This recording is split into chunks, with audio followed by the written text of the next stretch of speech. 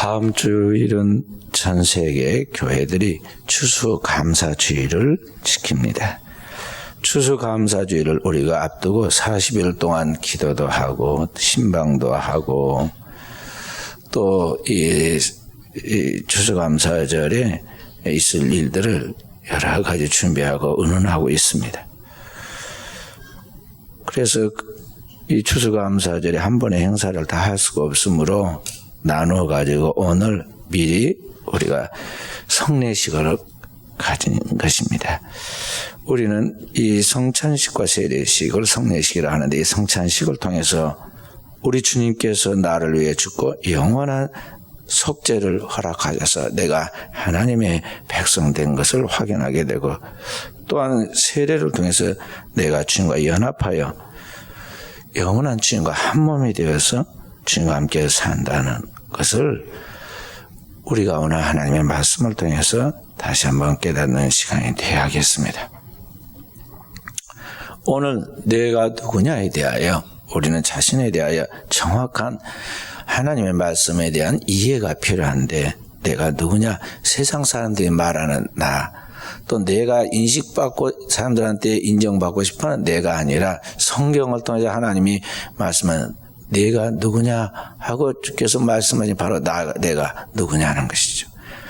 오늘 성경은 나에게 정확한 진단을 내리기를 너는 죄로 말미암아 영원히 멸망할 죄인이라고 가르쳐주고 있습니다. 인간은 하나님의 형상과 모양으로 태어났지만 그 욕심으로 범죄하고 죄의 값은 사망이라 죽게 됐는데 그걸로 끝나지 않고 영원한 심판을 받고 영원한 불못에 던져져 운명의 노예인 비참한 존재 죄인들입니다. 바로 그 죄인들 중에 하나인 내가 그 죄로 말미암아 영원히 멸망할 수밖에 없는데, 그 죄인된 나를 예수 그리스도께 찾아오셔서 그 흘린 십자가의 피로 나를 대신하여 짊어진 십자가의 그 피의 공로로 구원받아서 오늘 내가 하나님의 자녀가 된 것입니다. 그렇기 때문에 예수 피로 구원받은 자 된 나는 이제 옛사람은 죽고 예수 그리스도 안에서 새 사람이 된 예수의 새 것이 되었습니다. 주님의 것이 되었다는 것입니다. 그래서 성경은 사나 죽으나 우리가 주의 것이로다 하고 말하는 것입니다. 그래서 이제 내가 살고 있는 것, 내가 지금 사는 목적, 내가 살아가는 방식, 모든 것은 이제는 내가 아니라 나를 통해서 예수 그리스도를 세상에 드러내고 예수 그리스도께서 원하신 그 목적을 이루는 예수를 위해 사는 삶이 되어야 한다는 것이 성경이 오늘 우리에게 계시하는 진리인 것입니다. 그렇기 때문에 오늘 예수를 진정으로 믿는 사람이라면 예수를 믿고 살면서 한순간에도 조금이라도 자신이 드러나게 되고 나를 위한 욕심이 나타난다면 우리는 어떻게 하려냐면 내가 아직 죽지 않았구나, 거듭나지 못했구나, 나는 진짜 은혜 받은 사람이 아니구나 하는 것을 알아야 돼요. 그래서 어떻게 할까요? 처음부터 다시 시작해야 합니다. 목사, 장로, 권사, 총회장, 기독교계, 연합회장이 되는 것이 사람이 보기에 된 것 같이 보일런지 몰라도 그거 아니에요. 항상 우리는 원점으로 돌아가야 돼요. 처음 하나님이 우리에게 베푸신 그 은혜의 자리로 돌아가서 내가 잃어버린 하나님의 은혜를 회복하고 다시 시작해야 한다는 것이죠. 내가 누구냐 하는 것이죠. 그리스도 안에서 죽고 그리스도 안에서 살아난 새로운 피조물인 내가 만약 옛것이 자꾸 나온다면 이게 아직 덜 됐다는 것이죠. 사도 바울은 오늘 고백합니다. 갈라디아서 2장 20절의 말씀에 그의 고백이면서 또한 각오이기도 합니다. 뭐라고 말하고 있습니다. 내가 그리스도와 함께 십자가에 못 박혔나니, 그래서 과거 완료입니다. 이미 그리스도께서 십자가에 죽으실 때 자기도 십자가에 못 박혀서 같이 내 죄를 짊어지신 그분과 함께 죽었다는 것이죠. 그렇다면 내가 살아있는 오늘의 나는 누구냐? 그러지 이제는 내가 사는 것 아니요 오직 내 안에 그리스도께서 하신 것이라. 내가 지금 살아서 그러는 아니지만 진짜 나를 움직이는 원동력, 내가 살아있는 그 생명은 어디에 있냐면 내 안에 나를 살리신 바로 그분이 내 안에 살고 있다는 것이죠. 그리고 나는 그분을 믿는 믿음 안에서 오늘을 살고 있다는 것입니다. 이것을 예수님은 일찍이 요한복음 15장에 포도나무 비유에서 그렇게 말했습니다. 너희가 내 안에 있고 내가 너희 안에 있다. 그렇게 말했어요. 그리고 또 다시 너희가 내 안에 있고 내 말이 너희 안에 있으면 하고 말합니다. 그러니까 주님이 내 안에, 내가 주님 안에 있고 주님이 내 안에 있다는 건 뭐냐면 그 영원한 하나님이 무한하신 분이 어떻게 유한한 존재 안에 있겠어요. 주님의 말씀이 내 안에 있으면, 그 영원한 생명의 말씀이 내 안에 있으면 이것이 곧 주님이 내 안에 있고 내가 주님 안에 있다는 표현이다 말이죠.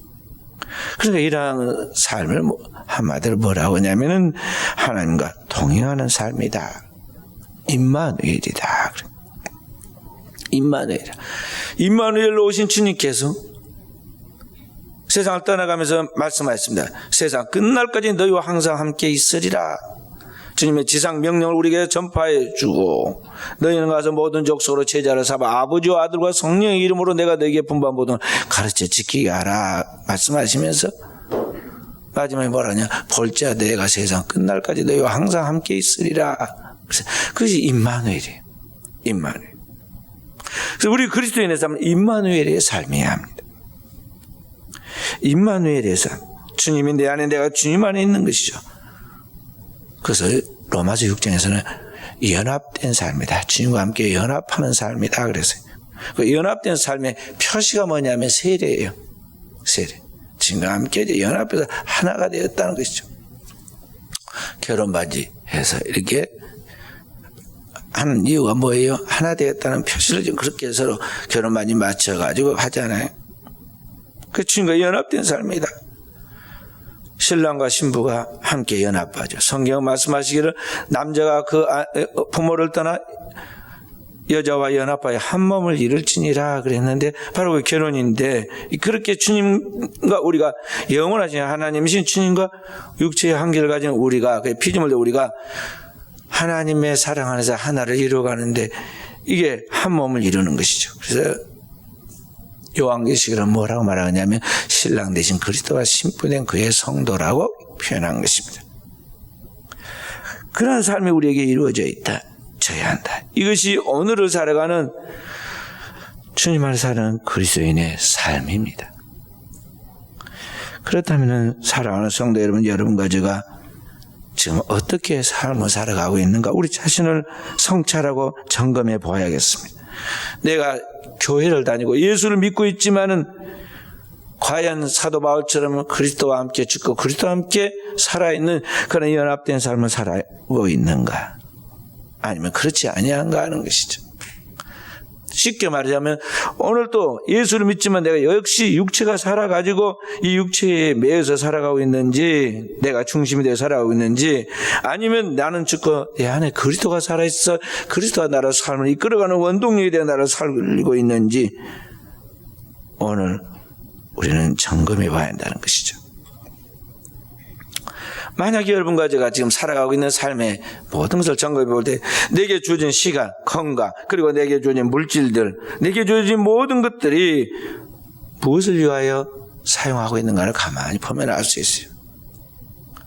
나의 관심과 나의 애정과 나의 노력이 어디에 투자하고 있고 누구와 함께하고 있는가를 살펴보면 내가 지금 거듭나서 주님의 것으로서 주님을 위하여 살고 있는 것인지 아니면 육체에 매여서 살아가고 있는지를 알 수 있다는 거죠.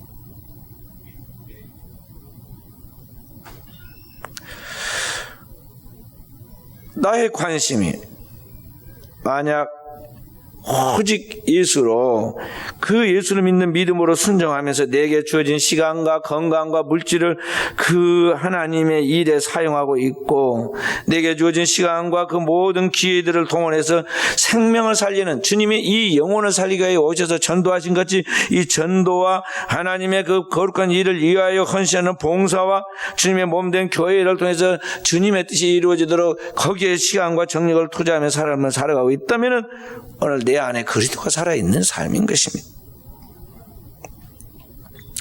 그러므로 오늘 여러분과 제가 정말 하나님 앞에서 잘 되고 영원히 형통하고 진정한 하늘의 신령한 복과 땅의 기름진 복으로 축복받아 열매 맺으려고 한다면, 그래 하나님의 기쁨이 되려고 한다면 오늘 여러분과 제가 예수 그리스도를 믿는 거짓 없는 믿음으로 오늘을 살아갈 때 주를 위하여 사는 삶으로 자리매김을 해야겠습니다.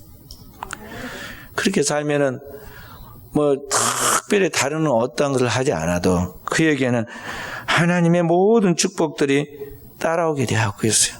형통하다는 것이죠.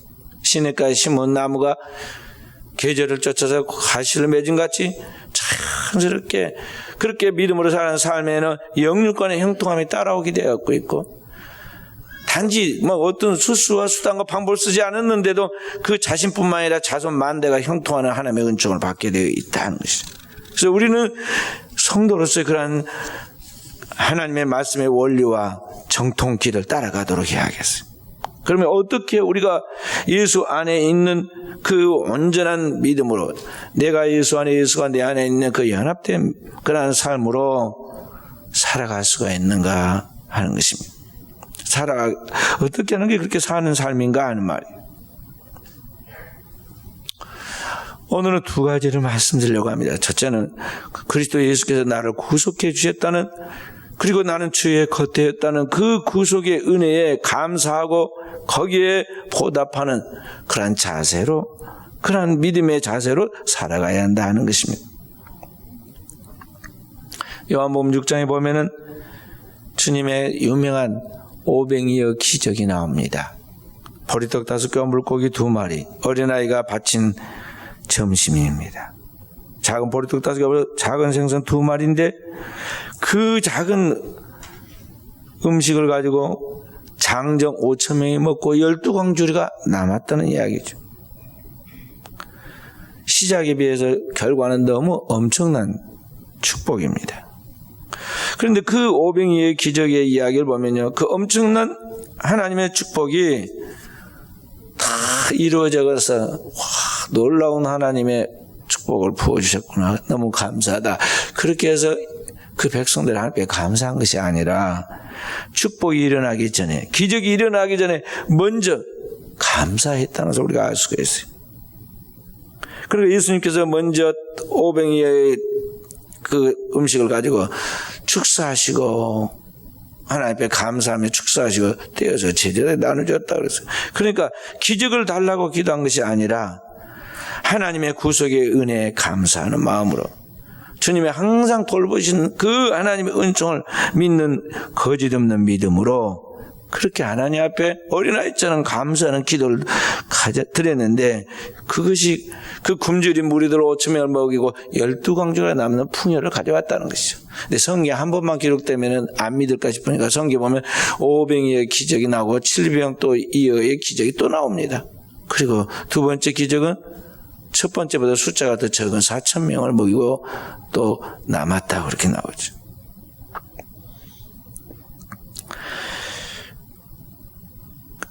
오늘 우리의 삶 속에 이러한 믿음과 헌신, 그리고 그 삶의 하나님의 은총들을 경험하는 역사가 재현되어야겠어요.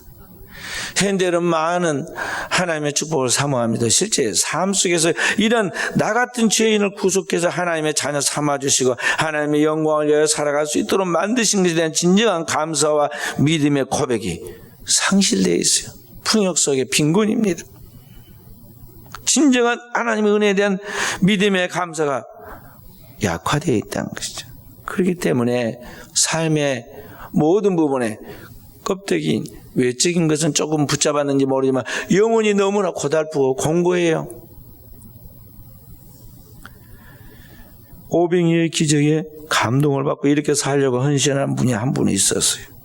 제가 집회를 갔던 창원 마산 동북교회 전병훈 장로님이라는 분인데요. 회사 이름은 오이전기라고 그랬다고요. 이름이 좀 이상했어요. 따먹는 오이도 아니고 뭔 오이, 전기가 아니라 정기, 이렇게 이름은 좀 어렵더라고요. 그래서 처음에는 저게 무슨 이름인고 특별한 그쪽 분야의 전공적인 그런 이름인 줄 알았어요. 알고 보니 성경에서 따왔더라고요. 오병이어를 보면서 감동을 받아가지고 그 오병이어를 줄여가지고 오이라고 그랬고요. 그 전기는 이제 그 회사의 그 특징을 말하는 그런 것 같습니다. 잠수함에 들어가는 정밀 부속품을 만들어내는 것인데 특허권을 따가지고 거기서만 한대요.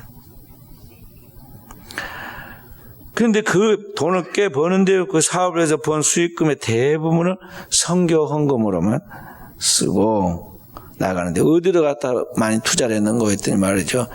불행한 민족이 사는 저 캄보디아. 과거에 거기에서 700만 명의 인구 중에 300만 명을 살해해가지고 킬링필드라는 영화가 나왔잖아요. 제가 감옥에도 몇 번 가봤습니다. 2번 가봤습니다. 캄보디아 2번 갔으니까 2번 가봤어요. 2번 다 가면은 꼭 구경시켜줄 게 없어가지고 말이죠. 그 교도소하고 죽은 사람들 그 해골 쌓아놓은 탑을 꼭 구경시켜주더라고요. 그게 하여간 그 민족의 한이고 아픔인가 봐요. 그곳에 고통받았던 민족들에게 그래서 지식이 있고 조금 안경 끼고 공부 좀 했다고 해서 표가 난 안경 낀 사람이나 손을 만져봐가지고 손에 어디가 이렇게 그 편을 만져서 굳은 살이 있는 사람은 다 죽여버렸어요. 그 지식 있는 사람이 없는 거예요. 공산주의가 들어가고 그렇게 된 겁니다. 그래서 거기 지식 있는 사람들이 없으니까 우리 선교사들이 많이도 들어갔어요. 저는 한 150명 정도 된 줄 알고 150명만 준비했고 갔더니 가정만 준비해 갔더니 가면 1,500명이 있더라고. 1,500명. 그래서 선발해가지고 10분의 1만 이제 모아서 선교센터에서 이제 최초의 선교센터를 건축하고 최초의 거기에 집회를 했어요. 그 장로님이 선교센터를 지으라고 4,000평 땅을 사고 선교센터를 지으러 돈을 보냈더니 돈을 다 떼먹어버리고 안 짓고 그래서 나중에 한 2억 손실을 보고 나중에 직접 컨테너에다가 여기 한국에서 자재를 사갖고 가서 한 5억 들여서 건축을 했다고 현대식 건물을 잘 지었어요. 거기에서 이제 최초에 무엇을 할까 이제 이미 어린이들을 선교해가지고 어린이들 왔다 갔다 하는데요. 아직 준공식을 안 했다고 그러더라고요. 준공식에 들어갔다 오는데 뭘 해야 할까 고민을 하길래 제가 선교사님들이 그쪽에 선교를 하는데 계속 공부만 해주지 자기가 받은 게 없으니까 충전이 안 되니까 매너리즘에 빠지고 탈진이 와 있다. 그러니까 선교사들 먼저 영적으로 재충전하고 육적으로 위로해주고 힘을 주고 풍성하게 먹여주고 그렇게 해야 한다고 그래요. 그게 좋겠다고 밥 먹으면서 이야기하는데 잊어먹지도 않고요. 준공식 갔다 오자마자 딱 전화가 왔어요. 목사님하고 둘이서 전화 와가지고 날짜를 언제 잡으면 좋겠느냐. 제일 시원한 데 잡아라. 왜냐하면 내가 가보니까 엄청 덥더라고. 그랬더니 11월 추수감사절 이 무렵이 제일 시원하다고. 그래서 그때 잡아가지고 가서 집회했잖아요. 그래도 저한테는 덥더라고요. 어찌됐든 거기 선교사님들 모아놓고 집회했는데 새벽, 오전, 오후, 저녁까지 집회를 했으니 얼마나 했겠어요. 그랬더니 아무리 좋지만은 그렇게 몰아붙인 데가 어디 있느냐 그래가지고 그게 함부로 도전 안 하고 그중에 이제 10분의 1이 왔는데요. 참석해서 너무 감사하다고 다 피드백을 했어요. 너무너무 힘들어가지고 고달파가지고 이제 포기하려고 그러는 분들이 집회를 통해서 새로운 하나님의 힘을 얻었다는 거죠. 그리고 풍성하게 또 먹이고 또 선교비도 주고 우리 교회에서 가져간 또 해충약도 주고 그렇게 해서 그 다음에 또 그쪽에 캄보디아에 또 우리 선교사들 많이 가서 선교를 해놔가지고 각 교단들이 연합해가지고 연합신학대학교를 하나 세웠더라고요. 장로교 신학대학을 연합신학대학을 세웠어요. 연합해서 따로따로 안 세우고 그거 참 잘했어요. 거기에 또 초청을 받아서 오라고 그러는데 제가 시간을 못 냈습니다. 어찌됐든 이렇게 하나님 앞에 은혜 받은 그 은혜에 감사하는 마음으로 헌신하는 거죠. 그런 분들이 많이 나와야 돼요. 평신도 중에 에스더 기도운동을 이끄는 이용희 교수라는 분이 있는데요. 이분이 평신도인데도 불구하고 북한 선교에 대한 아주 꿈을 가지고 그렇게 하나님의 군대 지저스 아미 예수 군대라는 그러한 그 이름으로 책자도 만들고 또 북한 선교에 대해서 애를 쓰는 분이 있어요. 근데 이분이 사명감을 가지고 북한 선교에 대하여 기도하고 나가는데 어느 날 그의 중보 기도팀을 이끌고 북한 쪽을 갔습니다. 북한과 중국의 국경적인 이 투먼으로 갔는데 한문으로 하면 도문인데 이 도문 쪽에 거기에 도착해서 거기를 살펴보고 기도를 합니다. 거기 중국과 북한이 연결된 이 투만강 지역에 거기 폭이 좁아가지고 많은 북한 주민들이 그곳을 통해서 탈북하는 곳이라 거기에 밤마다 탈북민들이 몰래 투만강을 넘어옵니다. 그래서 발각돼가지고 총에 맞아 죽고 살아서 건너서도 그들을 잡기 위하여 또 중국 지역에서 인신매매단이 있어가지고 그들을 사로잡아가지고 짐승처럼 팔고 사는 그런 한 맺힌 땅에 거기 도착을 합니다.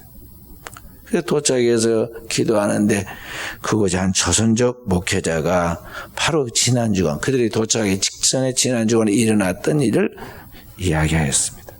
기도팀이 도착하기 전 주간에 북한 할머니 한 분이 찾아왔다 가셨는데 왜 찾아왔느냐면 그분이 60년 동안 11전금을 모아왔는데 그가 11조를 바치기 위해서 왔다는 겁니다. 우리가 잘 아는 대로 북한에는 신앙이 자유가 없고 기독교 신앙은 더욱 허락하지 않기 때문에 거기에서 마음껏 예배를 드리거나 헌금을 할 수가 없어요. 발견된 즉시 잡아다가 정치범 수용소나 요독 수용소 같은 데다 집어넣고 그들을 죽이거나 아니면은 그들을 평생 나오지 못할 강제 노동을 시키거나 온갖 박해를 다 하기 때문에 거기에서 마음껏 예배를 못 드리죠. 근데 그 할머니가 11조를 들고 찾아왔다는 것입니다. 액수가 얼마인지는 모르지만은 가난한 그 나라에서 뭐 얼마나 모았겠어요. 그러나 60년을 모았다 이 말. 그분이 이렇게 그 할머니가 말했습니다. 6.25가 지나고 곧 통일될 줄 알고 통일되면 우리 마을에 교회가 세워질 것이고 교회를 세우면 내가 그때 헌금하려고 11전금을 모았는데 60년이 넘도록 통일이 안 되니까 내가 더 이상 살 수 있을까에 대한 희망을 잃어서 죽기 전에 하나님 앞에 11조를 바쳐야겠다 하고 목숨을 걸고 도망가는 건너왔노라 하고 11조를 드리고 바로 그날 밤 돌아갔다는 것입니다. 건너갔다는. 그 식량이 없어가지고 굶어 죽고 1년이면 몇 백만 명씩 죽는다는 이 북한에서 굶어 죽는 그 시기를 고난의 행군 시기라고 그러는데 그때 굶주린 배를 움켜쥐고 하나님의 것을 지켜서 하나님 앞에 바치려고 11조를 모으니 할머니가 오늘 우리에게 무엇을 지금 가르치고 있을까요? 통역 가운데서 음식물과 물건을 함부로 버리고 영마다 어디 사람도 있다 가는 자리에는요 물건 좋은 거 잃어버린 것들이 많이 있는데 다 주워서 모아놓으면 찾아간 사람이 거의 없다고 그래요. 몇 개월 찾아가지 말고 폐기처 보내야 하는데 왜냐하면 다 살 만큼 산다 이거예요. 지금도 목숨을 걸고 예배드리면서 이불을 뒤집어쓰고 찬송하는 이 북한의 지하 교인들, 진실한 지하 성도도 있다는 걸 우리가 알아야 돼요. 그래서 저는 생각할 때 통일이 하나님의 기적처럼 위로부터 주어질 것인데 그때는 나만의 그 천만의 성도들이 기도 많이 밤마다 철회해가지고 통일이 오느냐? 그렇지 않을 것이라 봐요. 북한의 그 진짜 순교적 신앙을 가지고 그 고통 가운데서 핍박 가운데 위협 가운데도 거짓없는 믿음을 가지고 순교적 신앙으로 밤마다 하나님 앞에 기도하는 그 성도들의 기도를 통해서 통일이 주어질 것이다. 그리고 우리 남한 지금 70년 동안 전쟁 없이 태평성대를 유지하고 풍요를 누리게 된 것은 우리가 잘 믿어서 그러느냐? 진짜 믿는 믿음의 그러한 선진들, 스승들이 저 북한의 그 성도들이 하나 앞에 거짓 없는 기도를 하나님께 올렸기 때문에 이 민족에 하나님의 안정과 하나님의 풍요와 하나님의 축복을 주셨다는 것을 우리가 알아야 합니다. 그래서 오늘 우리는 하나님 앞에서 정말 우리가 그냥 한 귀로 듣고 한 귀로 열리는 게 아니라 진정한 하나님 앞에서 나의 믿음을 점검해 보면서 나 같은 쓸모없는 죄 덩어리인 이 죄인의 괴수를 구속해 주신 그 주님 앞에 내가 어떤 감사와 믿음으로 응답할 것인가에 대하여 늘 주님 앞에 응답적인 자신의 삶을 만들어 가야겠어요. 오늘 우리 성도들 40일 작전 기도를 합니다. 제대로만 하면요 굉장한 거죠. 상대적으로 다른 교회에 비해서 그렇다는 거예요. 어제도 대학 강의를 같이 했던 장로님 교수님 한 분 이야기는 자기 교회 지금 저녁 8시부터 저녁 6시까지 단위의 기도 방송 틀어놓고 그래서 예배했는데 20일도 쉽지 않더라고. 22절 그 단위의 기도를. 그래서 제가 속으로 웃었습니다. 그러지만 그게 혼자 웃음이지 뭐 말 자랑은 못해. 왜냐하면 우리 교인이 뭐 20일 제대로 한 사람도 드무니까. 근데 21일 그게 한 게 뭐 대단하다고 40일에 비하면 그렇다는 거죠. 그리고 방송 다 틀어놓고 막 보고 들으면서 쉽게 하는 그것은 덜 지루하잖아요. 재미도 있고. 그렇지만 산 위에서 혼자 모세처럼 엘리야처럼 광야에서 세례 요한처럼 아무것도 보인 것 없이 자꾸 마귀는 망구의 영화 헛된 것만 보여가지고 우리를 막 기도를 흐트러뜨리는데 주님과 홀로 고독한 싸움을 싸우면서 기도하는 진짜 기도가 기도인데 우리의 기도는 어떤 기도일까? 응답받는 기도를 해야 하는데 기도하자 그러면요 순종 안 합니다. 예배의 성공자가 돼야 인생의 성공자가 된다고 아무리 선포해도 예배드리고 기도하는 자세를 보면요 영 아니에요. 항상 말하기가 힘들다고. 뭐가 이렇게 바쁘고 힘듭니까? 그런데 그렇게 바쁘고 힘들고 막 고달프다. 그 다음날 보면 뻘떡이 나고 일 간다고 잘도 가고 뭐 활동한다 다 가고 없어. 다른 약속은 잘 지켜나가는데 이 하나님 앞에서 자기 영혼의 복이 되는 그것에 대해서는 뭔가 자세가 불분명해요. 그래서 영 아니다는 거예요. 오늘날 우리의 모습이면서 한국교회의 모습입니다. 풍요 속에서 나태한 우리들의 이 세속적인 모습을 바라보면서 오늘 우리는 사도 바울과 같은 바른 신앙으로 돌아가야 돼요. 사도 바울이 오늘 나는 내가 산 것도 아니요 내 안에 그리스도가 사신 것이라. 내가 이 육체를 가지고 지금 오늘을 살아가는 것은 내가 아니라 나를 위하여 자기 몸을 버리신 그리스도를 믿는 믿음 안에서 그분을 위해 살아가는 것이다. 고백한까지 오늘 우리의 삶이 그래야 한다는 것입니다. 두 번째로 오늘 우리는 하나님 앞에서 주님 안에서 죽고 주님 앞에 살아가는 그런 진정한 믿음으로 살아가는 삶이 무엇이냐? 오늘 우리 주변에 지극히 작은 자에 대하여 사심 없이 거짓 없이 사랑하며 살아가는 것이다 하는 것입니다. 어떤 수도자가 보니까 길을 가다 보니까 정갈 한 마리가 물에 빠져가지고 허우적 하고 있어요. 그래서 물에 들어가지고 정갈을 건져가지고 들고 나와서 땅에다 딱 내려놓은 순간 정갈이 그 수도자를 톡 쏘았습니다.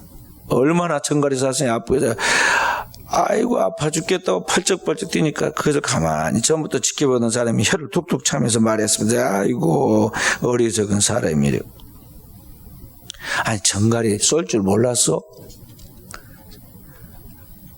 몰라보고 그 쏠 정갈을 끄집어내가지고 그렇게 정갈이 쏘여가지고 그렇게 바보짓을 하느냐고 핀잔을 주었습니다. 그래서 수도자가 대답합니다. 저도 압니다. 그러나 독을 쏘는 것은 정갈의 본성이고 자비를 베푸는 것은 나의 본성입니다. 정갈의 본성 때문에 나의 본성을 바꿀 수는 없습니다.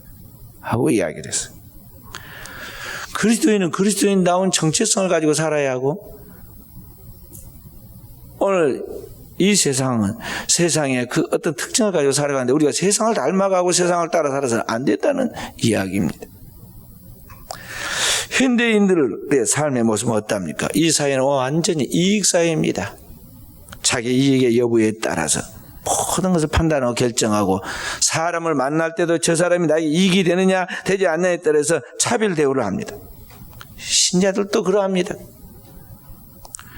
그래서 사람들과 함께 우리가 가서 그냥 깨끗하고 순수하게 그냥 교제하면 좋은데, 거기서도 보면은 좀 힘 있는 사람, 조금 권력 있는 사람, 조금 뭐가 될 것 같은 사람들, 곁에만 사람들이 모여서 거기에서 어울리고, 어떤 사람은 있어도 없는 것 같이, 보아도 안 본 것 같이 투명인간 취급을 합니다. 그래서 나가서 나오라고 그래서 나갔더니 나가가지고 완전히 상처만 받고 마음에 스트레스 받고 돌아옵니다. 이 인간의 세계가 그래요. 그리스도인들도 그렇게 살아가는 모순을 범하고 있다는 거죠. 유태인 종교 철학자인 마르틴 부버가 나와 너라는 책에서 그렇게 말합니다. 세상을 구성하는 두 가지 근원이 있는데, 나와 그것의 관계가 있고 나와 너의 관계가 있다 그랬어요. 무슨 말이냐면은, 인간 세계에 참다한 대화가 이루어지는 I and you, 나와 너의 인격적인 공동체 관계가 되어진 곳이 있고, 또 하나는 내가 모든 것의 주권을 가지고 모든 것을 내 방식대로 질문하고 분석하고 해석하고, 내 앞에 있는 모든 사람들을 나의 소유물로 알고 행동하는 그것이 있는데, 바로 그래서 나와 그것, I and it의 관계라고 그렇게 표현을 했어요. 그러니까 오늘 우리는 이 사회 속에서 이 두 개의 보이지 아니하나 확실히 존재하고 있는 두 가지 공동체, 나와 너의 관계, 나와 그것의 관계 속에서 그리스도인은 어떤 관계를 가지고 사람들을 대하면서 살아가야 하느냐는 것입니다. 사람들로부터 사람 대우를 받지 못하고, 인격적인 교제를 통하여 그런 사랑을 받고 서로 사랑을 주고 그러면 나가야 하는데, 그렇게 받지 못하고 계속해서 무시당하고 투명인간 취급을 당하고 살아가게 되면 더 이상 이 세상에서 같이 살아갈 의미를 잃어버리게 되죠. 그래서 세상을 경멸하게 되고 회피하게 되고 자기만의 세계를 구축하게 되는데, 그렇게 돼서 이 문명의 풍요 속에서 그 사랑이 결핍된, 관심과 사랑이 결핍된 그런 결과, 이 사회에 그 무서운, 옛날에는 없었던 테러가 일어나는 거예요. 그래서 어느 날 잘 보지도 않고 어울리지 않은 누군가가 나타나가지고 막 총을 몇 개씩 차고 나와가지고 수류탄을 던지고 막 벌레 잡듯이 막 사람을 기관총을 쏘고 그러잖아요. 사랑이 결핍되어 있는 이 사회의 대가입니다. 그래서 오늘 사랑하는 성도 여러분과 제가 우리가 살아가는 이 세상 속에서 모두가 무관심하고 또 자기만을 생각하는 이기적인 삶 속에서 냉정한 이 사회에 주님이 이 쓸모없는 죄인의 개수, 죄 덩어리인 나를 자신의 모든 생명을 다 투자해서 구원해 주신 것 같이, 오늘 우리가 이 사회 속에 세상을 살리는 빛으로서, 세상의 소금으로서, 세상의 생명수가 되어서 이 땅에 있는 영혼들을 살리려면 이 세상에 진짜 필요한 것은 바로 이 하나님이 내게 주신 그 사랑이라는 걸 알고, 이 사랑으로 지극히 작은 자, 그러니까 힘 있어 보이고 뭐 될 것 같은 사람이 아니라 진짜 약한 그 사람을 궁유롭게 돌보는 사람이 되어야 한다는 것입니다. 미국 보스턴에, 여기 청교도의 도시라고 합니다. 뉴욕 바로 옆에가 있습니다. 보스턴에 소녀 앤이라는 소녀가 있었어요. 엄마는 죽고 아빠는 난폭한 알코올 중독자인데, 이 자매만 있는 이 소녀가 보스턴 보호소에 살고 있었는데, 같이 자매가 살고 있었는데 동생이 어느 날 죽고 맙니다. 다 주변의 사람들 다 죽고 떠나가니까 이 어린 소녀가 감당을 못하고 충격을 받아가지고 그때 실명을 하게 돼요. 보지 못하게 되는 사람이 너무 쇼크를 받아 앞이 캄캄하다 울잖아요. 그 아이가 이 괴성을 지르고 자살을 시도하고 그래가지고 도저히 사람 구실을 못합니다. 그러니까 이제 의사가 진단하기를 이 아이는 이제 사람 되기는 틀렸다, 회복 불가능하다. 그래서 그걸 어디다 가두었냐면 그 지하 정신병동에다가 가둬요. 독방에다가 짐승처럼 가둬서 먹을 것만 이렇게 주는 거죠. 그런데 다행히 그 병원에 회복 불능의 이 소녀를 보면서 모두가 다 포기했는데 한 나이 많은 간호사가, 로라라는 간호사가 그 아이를 자기가 돌보겠다고 자청하고 나옵니다. 그 로라가 이 아이에게 이제 돌보려고 관심을 가집게 하려고 과자를 주고 가서 책을 읽어주고 기도를 해줍니다. 거들떠보지도 않습니다. 반응이 없습니다. 그래서 포기하고 계속 동일하게 그를 돌봐줬더니 어느 날 이 로라가 발견한 게 뭐냐면 애에게 매일 갖다 준 접시에 절대 아무것도 먹지 않더니 어느 날 초콜릿 하나가 없어졌습니다. 그래서 희망을 가졌어요. 아, 이제 마음을 조금 열었구나. 이 로라라는 간호사가 한결같이 사랑해 주니까 애인이 조금씩 반응을 하기 시작했어요. 그래서 조금씩 교통을 해서 만 2년이 지나니까 드디어 정상으로 돌아왔어요. 그런데 아직 눈은 회복이 안 돼서 파킨스 시각장애인 학교에다가 입학을 시켰습니다. 그랬더니 한 신문사에서 그 소녀를 불쌍히 여겨가지고 정상이 되었기 때문에 눈 못 보는 그 소녀를 개안 수술을 해줬어요. 개안 수술인데 돈 많이 든 게 아니고 30만 원 듭니다. 우리 교회도 한번 개안 수술을 언제 하도록 합시다. 교회 조금 더 안정해서 개안 수술 한 100명 정도. 100명. 지금 우리 교회 리모델링은 헌금 한번 하면 돼요. 그 정도. 한 3천만 원 정도 드니까. 더 교회가 부흥되면 한 1000명 한 번 해도 좋아요. 우리 교단의 김선태 목사님이라고, 그분이 앞을 못 보시는데 그분이 실로암 안과병원 원장이고 지금 이사장으로 활동을 하면서 하고 있는데요. 우리 아시아에서 그 하나밖에 없는 이 안과 큰 병원을 지금 하고 있죠. 우리 교단에서 운영을 합니다. 자, 그래 개안 수술에서 앞을 보게 되니까 이제 글씨를 보게 되잖아요. 그래서 이제 그 신문사에서 눈을 뜨게 만들어줬고 신문도 넣어주니까 신문을 읽어봤습니다. 어느 날 신문에 보지도 못하고 듣지도 못하고 말하지도 못한 아이를 돌볼 사람을 구함이라는 광고가 나왔어요. 그래서 그 신문기사를 읽고 모두가 불가능하다 했지만은 자기를 돌봐서 이렇게 사람이 되게 만든 그 사랑을 이제 내가 갚아야겠다 생각하고 이 애인이 자기가 받은 사랑을 돌려주기로 결심하고 그 아이를 찾아가서 돌봅니다. 그렇게 해서 돌봐가지고 돌본 그 아이가 누구냐면 20세기에 세계적으로 알려진 20세기의 기적이라 불리는 헬렌 켈러가 나왔어요. 그 헬렌 켈러의 스승의 앤 설리반이라는 사람의 이야기를 방금 제가 이야기한 것입니다. 오늘 우리는 주님의 사랑을 받은 자로서 그 사랑에 대하여 뭔가 이제 이 대하여 우리가 삶을 살아가는데 세상 사람들처럼 뭐 될 만하고 있어 보이고 멋있고 뭐 이게 나한테 이익이 되고 그런 사람 쫓아다니지 말아야 말이야. 이미 그런 대가를 받았기 때문에 이만한 거 얻을 거예요. 쫓아다니 기껏 얻는 그거밖에 없어요. 작은 자, 주님께서 너희 중에 지극히 작은 자에게 한 것이 곧 나에게 한 것이니라. 아무도 돌보지 않고 무관심하고 유익한 것이 나한테 계산적으로 맞지 않아도 정말 주님이 내게 주신 은혜와 그 사랑을 따라서 주님이 내 안에서 역사하시니까 그분이 하시는 감동과 인도를 따라서 모든 사람을 내 몸처럼 사랑하고 그 직계 작은 자를 사랑하게 나아갈 때 그때 하나님의 역사가 이루어진다 하는 것입니다. 그러한 사랑이 오늘 이 시대에 우리에게 필요합니다. 우리 순천은혜교회가 추수감사주의를 앞두고 우리 자신을 성찰하고 또 우리 자신의 삶을 새롭게 다지면서 이와 같은 하나님 앞에서의 변화된 주님의 자녀로서 그리스도의 번영을 받은 사명자들로서의 삶을 완성해 감으로 이 땅에 하나님의 영광을 되는 축복이 있기를 주의 이름으로 축원드립니다.